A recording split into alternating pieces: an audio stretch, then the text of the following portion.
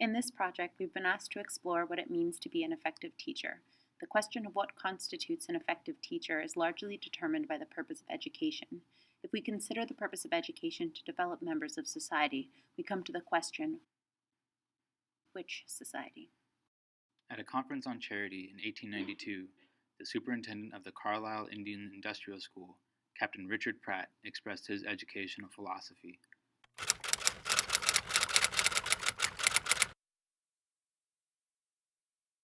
This mentality was common to many educators working within Indigenous communities, including here in Alaska.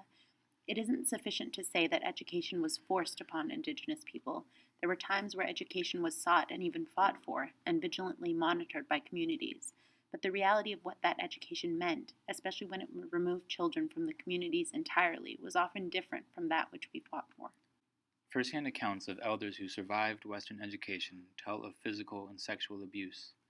They were punished for using their language, beaten, sprayed with hoses, chained to radiators, and more. They speak of the alcoholism, suicide, the loss of language and culture as a result of these experiences. For their goal, these teachers were effective. Growing up as Alaska Natives, we have conflicting experiences with education. We saw education as largely promoting Western values, knowledge, and experiences. When considering what it means to be an effective teacher, we started out by questioning the very nature of the current system of education itself. Part of what drove us was a feeling that due to the Western educational system, we no longer fit in our communities, but also didn't fit in the Western world. As Alaska Natives going into education, we see ourselves within that same lineage as those who sought to bring the best education to our people on our terms, and thus we ask, what does effective teaching look like if it reflects the values of the communities they serve? To answer this question, we reached out to 4 individuals who have extensive experience as Alaska Native students and teachers. Esther Lutzik of Aleknigik. I grew up in Aleknigik, and I went through the 8th grade there, and then I went to Matagum High School. And then I got an elementary education degree in 1976, and I have worked with just 2 main employers, the University of Alaska, Bristol Bay campus, and the Southwest Region School. So. Eva Rowan of Klawak. Hi, my name is Eva Rowan. I'm from Klawak, and I work at the Klawak City School District with a whole bunch of different areas. Jasmine James of Yakutat. Hi, I'm Jasmine James. I work with the Alaska Heritage Institute as a language and youth coordinator doing high school camps and adult language learning. Ben Young of Heidelberg. Hello, I'm Benjamin Young, and I'm a social studies teacher for junior high at Indianapolis, Chapel Hill, 7th and 8th grade center. In the course of our interviews, our guests spoke of their own experience with ineffective teachers as a motive for going into education. Our language and culture was banned in the school. So many times we had our mouths washed out for speaking our language. Our culture was insignificant. We laughed at ourselves as we read about the Eskimos in textbooks. We didn't even realize we were Yupik. When our teacher's boss came, oftentimes I would eavesdrop on their conversation. Our teacher would tell him that the only education we needed were the skills of manual labor. The treatment we received resulted in negative feelings of who we were. We fit in no world, not the world of our parents who lived a traditional subsistence lifestyle, nor the world of the Western education where we weren't good enough to fit their expectations. Our parents didn't understand the education system, but wanted what was best for us. If we got in trouble at school, they blamed us, and that teacher was the boss regardless of how they made us feel. We began to lose touch with our subsistence lifestyle, especially those months when school was in session. We no longer participated in the seasonal subsistence activities, and for that matter, even knew how to participate. Those skills weren't developed. I'm in a village, and our culture is everywhere, but cultural identity is lost. I see them diminish into like self-hate, even though they're surrounded by cultural objects and cultural people, but the environment that they have to learn in, that they're forced to learn in, isn't letting them thrive in a cultural sense. Our life where we grew up with teachers who wouldn't even stay in our classroom to teach us because we weren't valued enough to be there. They didn't want to spend time with two kids who were Native because he didn't think that we were going to do anything with our lives. So he wouldn't stay in our classroom. He left and said, "Here's your test, fill it out. The answers are on my desk." And we had counselors who didn't care. And when we were going to research college, one of the biggest things was why? Why? Well, you can do it on your own. And I'm going to be over here helping the other person that I think will go to college, but you guys, I'm not going to place value on you. So that was another reason. All these little factors come into play as I begin my journey towards an education degree. I wanted to show that teacher who thought so little of us that I could be a teacher just like him. And I wanted to make sure that the students had a good understanding of themselves, who they are, and how to show and share the pride of their culture. I want them to know that they can embrace both cultures without jeopardizing either. You look at our communities and find that so many of our people do not have that strong cultural foundation or understanding. My greatest desire is to ground the students in their cultural heritage and to have them to begin to ask questions about their heritage. Schools have taken away, but schools can also give back. So that was another reason why I succeeded in any way that I have today, is because I looked at those schools. I'm never going to lower myself to their expectation of me. I'm going to be that. And I'm going to work at that school, and they're going to see me every day and see what I did. So anytime I'm with kids, I think of what I wish I had. And which is, I wish I had an auntie at that school that saved me from the people who were not helping me. And they were getting paid to help me. They were getting paid to teach me. But they wouldn't, and I don't know how to use my voice. So who can I go to? Our auntie or our uncle. And so in my mind, that's what I do every day. I'm their auntie. You know? Or I'm going to hug them because I know they need it. Or I'm going to feed them because I know they need it. And I will shield them from people who will try to put that on them. And I'll sit there in a classroom with them when I feel like they need it. After gaining a better understanding of their experiences with education and their motivation to go into the field, we wanted to know what they felt were the practices, approaches, and strategies for effective teaching that reflected the values of the communities. First, knowing what those are and that they come from within the Black community and not from without.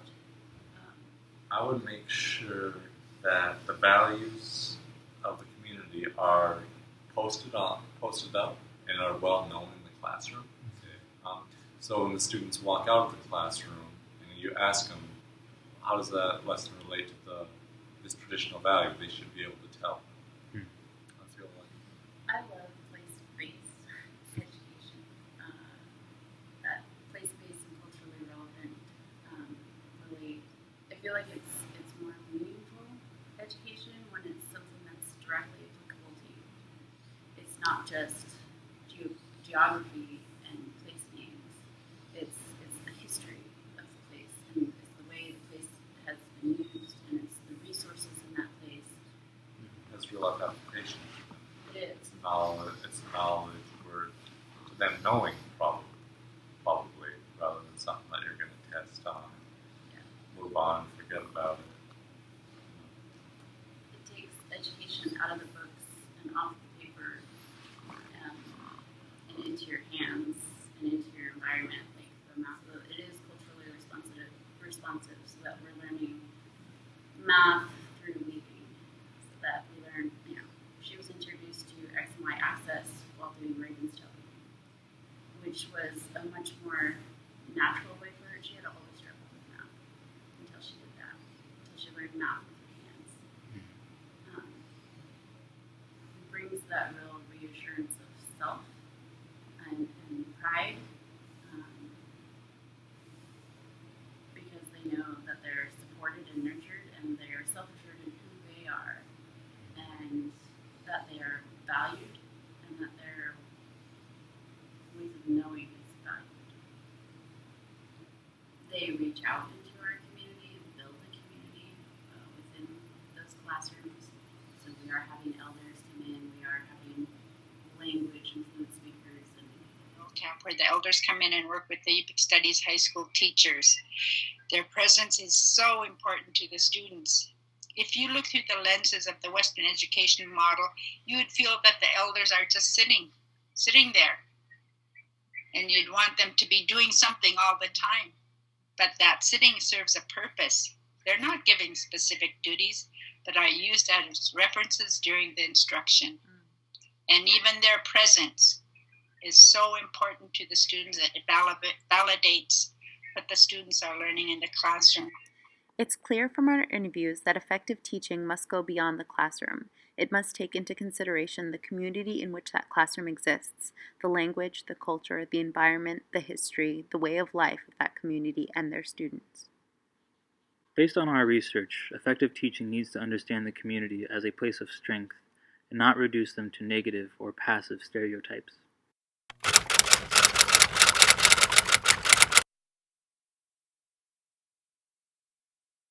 This emphasis on cultural education has proven to be successful.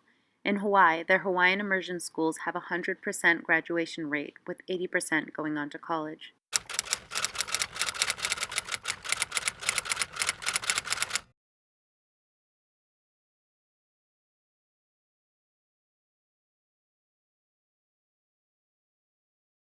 Here in Juneau, the Tlingit Culture, Language, and Literacy program has seen increased test scores and attendance from students who participate. Small portion. What would your advice be to the outsiders coming into our communities and becoming teachers?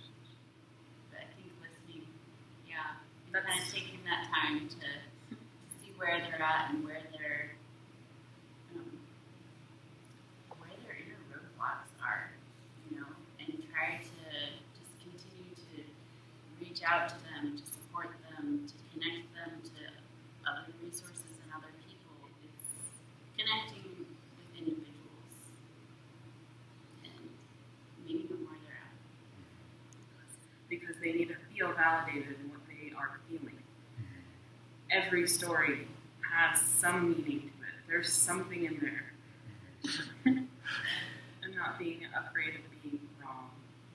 Yeah. I think that's one of the biggest things is they get so used to being here and seeing us here, and being able to see us here or even here would be nice, especially coming into a community where it's 90% Native and the students are 90% Native. Realizing and acknowledging that you are a guest in that land. And maybe that's just a cultural perspective that is within me of, it's the whole protocol of I'm a guest in this land. This is your land. And this is your knowledge, and these are your students.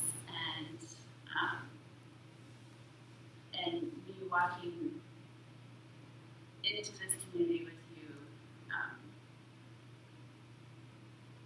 I realize that I'm a guest, and I should behave as such. If you have a guest come into your house that's just like, this is my fridge, this is my food, I know everything, and I'm going to tell you everything that I know.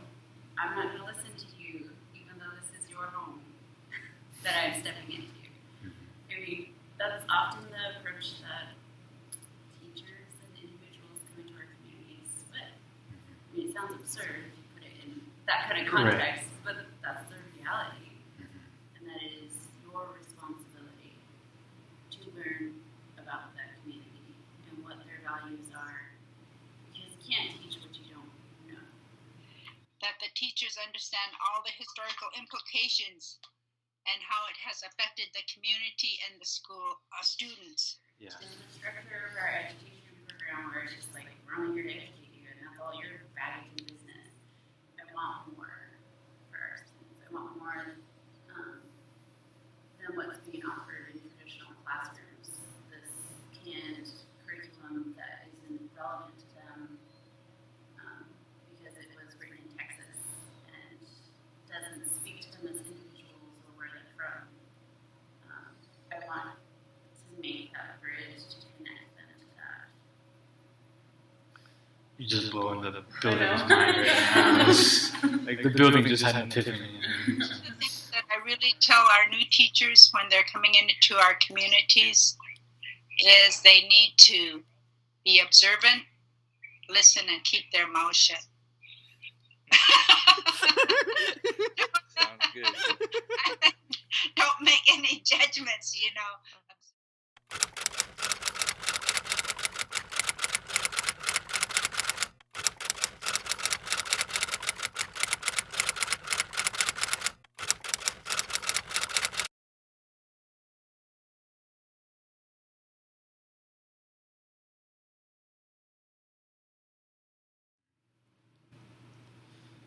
Okay, final question.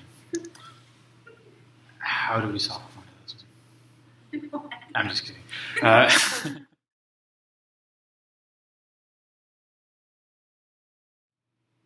does that lesson relate to this traditional value? Still understand why Texas red colors. Yeah. Or I'm gonna hug them because I know they need It helps a lot. Ganesh Cheesh, thank you very much. Thank you. Bayan. Awesome. Well,